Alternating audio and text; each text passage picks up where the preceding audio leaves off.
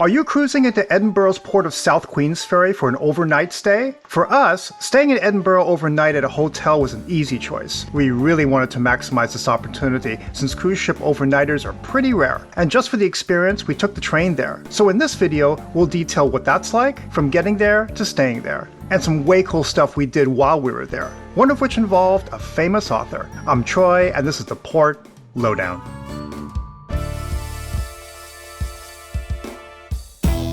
South Queensferry was our arrival port to Edinburgh, about 10 miles away. On our first trip here, which we detail in this video, we took the bus into the city and did some basic touring. This time around, the same basics held true. We took the tender from the ship, Hawke's Pier was small band greeted us when we walked off, and the bathrooms were just outside the gate, along with the tourist information desk.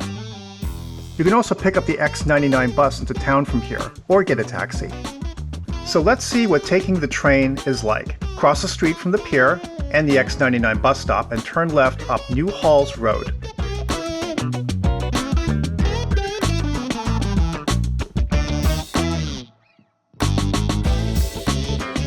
Then left, and you're presented with a long flight of stairs.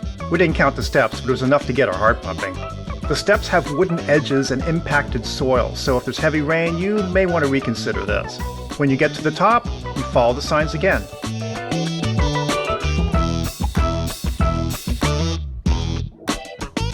This was a lot more like a hike through a secluded forest than a station walking path. Deep in 100-acre woods. Give yourself about 20 to 25 minutes from leaving the port area to getting on the station platform. Time efficient? This isn't. Once at the ScotRail station, it's a bit more climbing before reaching the platform. You first step foot on platform 2, where you buy your tickets at the machines. The price per person was £5.80 per person single use, which is only slightly cheaper than the X99 bus, although kids were cheaper. Cost effective? The bus is for 20 cents more. It's definitely. For all that hiking? From there, you climb another bridge to get to platform 1, going to Edinburgh.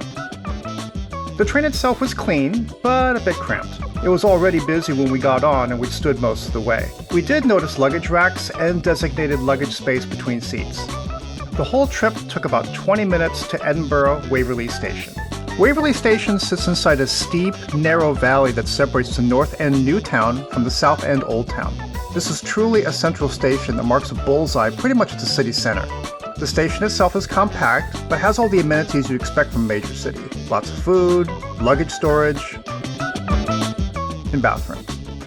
Signage is very clear where you exit to get to particular points of the city, but the upteen bridges and pathways can still get you lost if you're not careful. The X99 bus stops just north of the station, and that brings up a point. Either bus or train, you start at essentially the same spot, only a 5-minute walk apart. Specifically, the bus stops around South David and George Street near St. Andrew's Square, which also is a meeting point for lots of ho-ho buses and tours. So what about the hotel? The city is famously expensive, but we found reasonable accommodation at the Premier Inn. This is UK's largest hotel brand with over 800 hotels. These are referred to as limited service hotels, with just the basics at a low base price. Breakfast and other services are all extra, of course. We paid £204 total, taxes and fees included, for an overnight stay. Getting here was a little tricky as there are a lot of Premier Inns, just like there are a lot of Starbucks with similar sounding names and even locations. When we got off the train, I got confused between Premier Inn Edinburgh City Centre Royal Mile, which was south of the station, and Premier Inn Edinburgh City Centre Waverley, which was north. Waverley was our actual hotel, but I just read Edinburgh City Centre and headed to the wrong hotel. I had a similar thing happen in London where I told the cabbie to take me to another similar sounding Premier Inn and had to walk a mile to get to the right one. So on your reservation, double check the full name of the hotel and the address before venturing out. Once there, we entered this boutique-style lobby with a self-service kiosk. You can, by the way, leave your bags behind the service desk if your room isn't ready. The room itself was small, with no clothing storage outside of this rather thin open closet, with a large minimalistic bathroom and soft water pressure. But there are two big pluses to Premier Inns outside of price. Number one, the beds are very comfortable. Seriously, soft and cozy, but with adequate support. We did sleep well. And number 2, location. They strive to be located in central areas of tourist interest, and this one did not disappoint. In fact, it was just down the lane from the X99 bus stop area. If you need cheaper accommodation with a simple overnight stay close to the action, it's hard to beat this.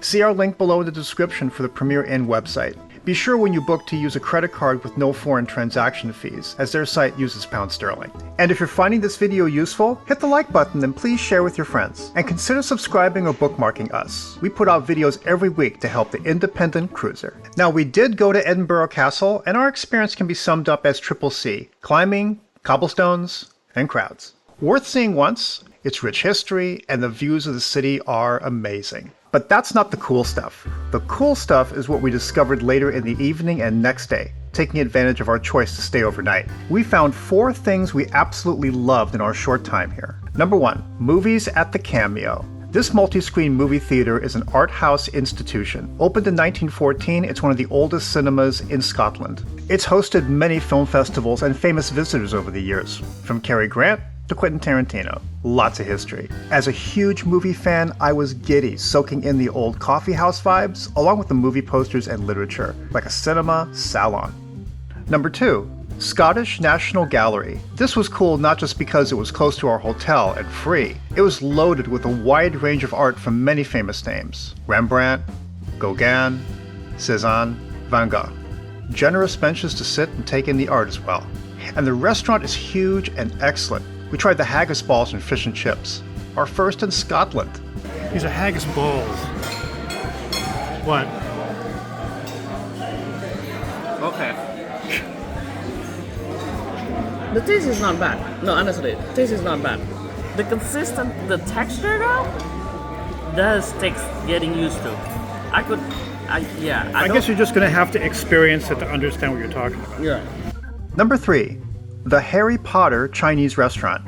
We were going to explore the Surgeons Hall museums when we decided to have a Chinese lunch next door. It's alternatively called Wujian of China, Dun Dun Delicious, or simply Chinese restaurant.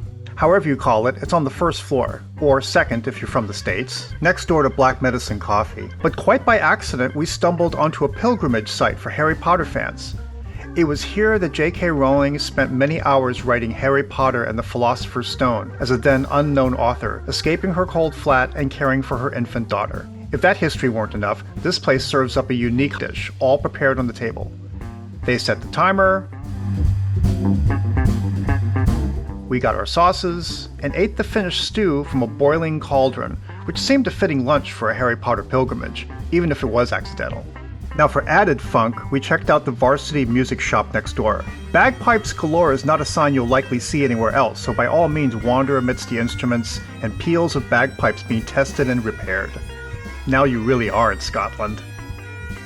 And finally, number 4, South Queensferry town. We gave ourselves a bit of time before boarding the tender to explore South Queensferry itself. From exiting the dock, turn right and follow the water. After a 5-minute stroll, we were rewarded with an utterly charming main street. Pavement art, tales of local legends, and ice cream, ice cream, ice cream. Seriously, eat ice cream. It's what you do here. We decided to sample this very old-fashioned shop and warm cookie dough ice cream. Warm? Well, they made it happen and it was divine. Try to spend about an hour to casually lick ice cream and soak in the small, winding, and colorful streets. As we took the tender back, we kept thinking about how we would come back again. Edinburgh's that kind of city. It's an easy place to fall in love with. If we can do this again, we'd stay at the same hotel, but take the X99 bus. Have you stayed overnight here? Or do you have any questions? We'd love to hear from you in the comments.